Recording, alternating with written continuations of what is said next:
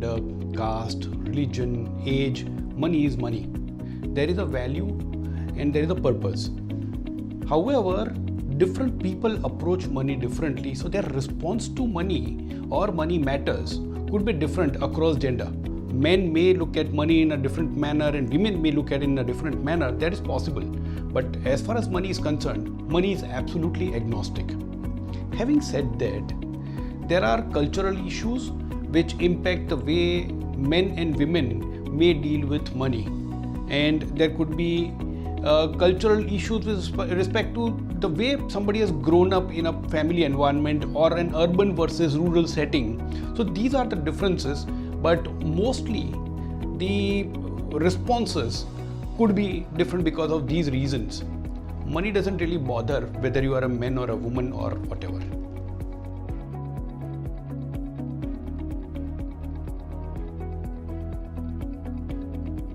Why women don't get involved in money decisions? If we simply look at some examples where this is happening, my sense is that it could be because of, once again, certain stereotypes. And the problem with stereotypes is the more you feed the stereotype, that keeps becoming stronger in certain people's minds. So to that extent, if we keep telling women that you are no good with money, some of them may start feeling that they are no good with money. Another very strong bias which is fed is that money management requires knowledge of advanced and complex mathematics. It doesn't require advanced and complex mathematics. Basic arithmetic is good enough in most money matters. You're not supposed to become a great investment manager, money manager.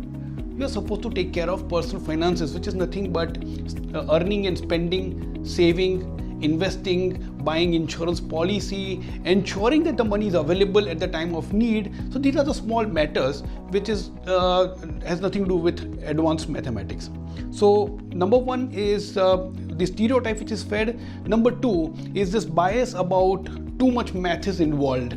Number three, lot of investment products carry risk, and it is this risk where sometimes within the family people tend to believe that men can understand risk better than women. Again, this is another stereotype which needs to be busted. It's a bad stereotype.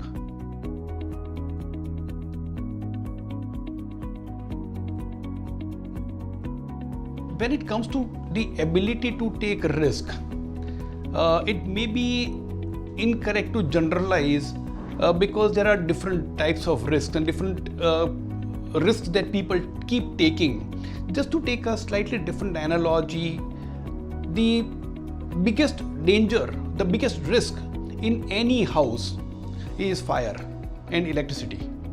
And women deal with these two more often because they work in the kitchen.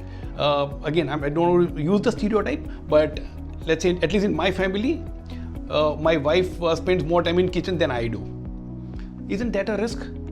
But we often only look at money related risk as the risk because we come from that financial background. The reality is there are various areas in life. Women take certain risks, men take certain risks. It's impossible to generalize who's more risk averse or who's more risk seeking.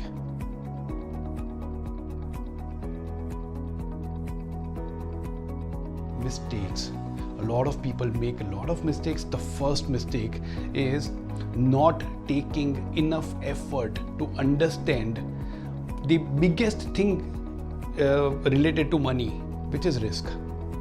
Whether it is about managing risk through insurance, whether it is about taking risk of getting into a loan arrangement, or is it a risk related to investments. And of course, there are many other that we can just go on, but not understanding this element. Now, when we don't understand this element and take a decision, the chances of mistakes go up. That's first part.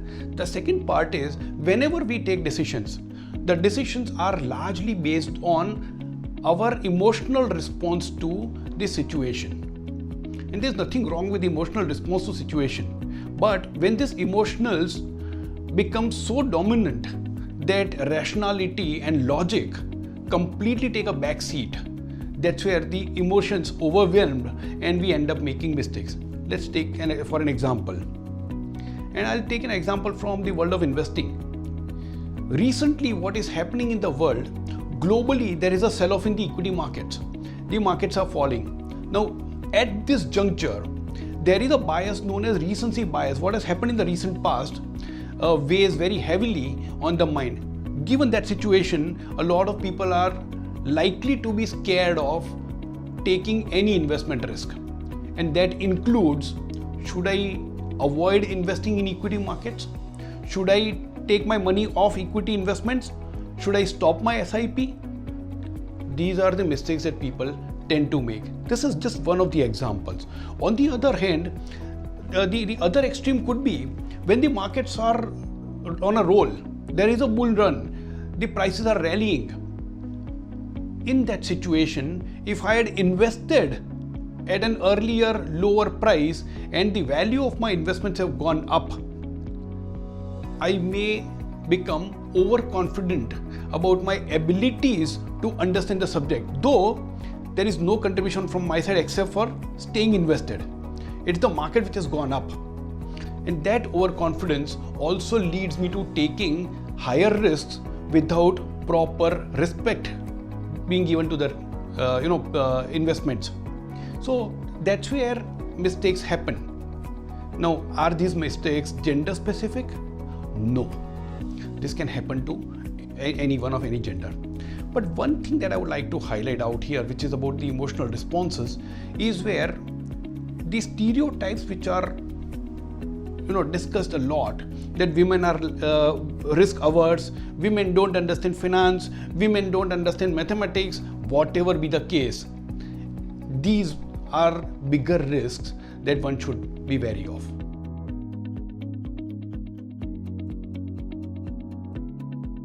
Any child needs to understand the subject of finances before one starts to earn or before one starts to spend big amounts. Daughter or son doesn't really matter. However, as the popular saying goes, if you teach a girl, you are actually teaching a family. So from that point of view, empowering the girl child with financial education is extremely important. Having said that, let's look at what kind of an advice that I would like to give my children, and something that I've done with my daughter. The whole subject of money management or personal finance management is all about spending money at some point in time, whether it is now or sometime in future. So if it is all about spending money, understanding this part, spending, and the impact that it can have on our life is critically important. How much money are you spending for what purpose? So the purpose has to be known. The moment we talk about the purpose need to be prioritized. There are certain things which are our responsibilities or needs, and there are certain things which are dreams and wishes. Now, dreams and wishes can wait. Needs and responsibilities cannot. That's number one. Number two, in terms of timeline, the expenses have to be categorized. So some are immediate term expenses, some are short term, some medium term, some long term, and some would be intergenerational. So what I earn and save today, the chances are that I'll pass it on to my next generation and they'll spend it. So number one is priority, number two is timeline. Once you've done that, now start teaching your children, and which is what I did with my daughter also, the basic things. When we had to take a decision about her college education, we sat down together and I opened my entire financial statement in front of her. I said, this is my financial situation and this is the kind of expenses that we are looking at. I am ready to spend on your education because according to me, that's my responsibility. Having said that, please understand the amount of money that we are ready to spend on your education is so much percentage of my net worth. So please understand the responsibility that you are taking. It's not that I am spending because it's my responsibility and you are free. Sorry, every responsibility has something to do with counter responsibility. And to that extent, understand that this is the amount of money that I'm willing to spend. Don't waste that money. That's your responsibility. So these are just some of the lessons that you really do in a day-to-day basis when the situation arises. Take that opportunity, engage the daughter into your conversation, open up your books. Ultimately, I mean, as a father, I believe that she's my daughter. She's got a right to know everything about my finances. So I shared it with her and explained this to her. And I'm sure she's understood the responsibility very, very well.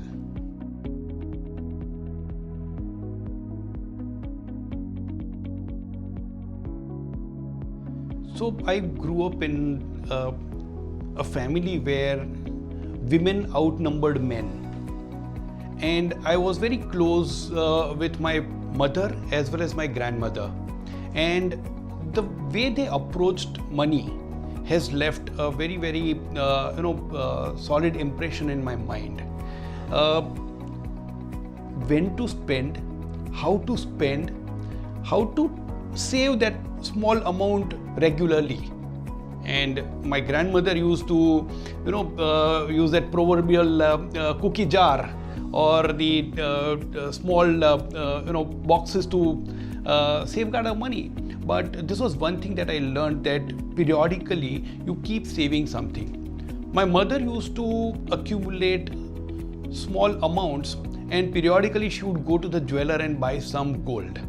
She accumulated some gold because she was looking at accumulating that gold for a certain purpose. Amazingly simple but valuable lessons, because what she taught me was the power of setting a purpose, power of regular saving, and the power of saving out of the income. Small amounts are good enough. It's the proverb that goes, small drops make an ocean. So these are some of the lessons which I learned from my mother, my grandmother, and they are invaluable.